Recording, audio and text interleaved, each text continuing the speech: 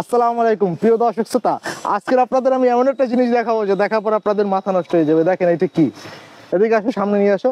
আমরা আজকে আছি বরিশাল টিটিসিতে, যেখানে আমরা কিছু গাড়ি দেখতে পাচ্ছি। দেখে মনে হচ্ছে ফুললি গাড়ি ফিটফাট, কিন্তু খেসা ছাড়ার ভিতরে কিছু নাই, না আছে ইঞ্জিন, না আছে কোনো চাক্কা, কিচ্ছু নাই।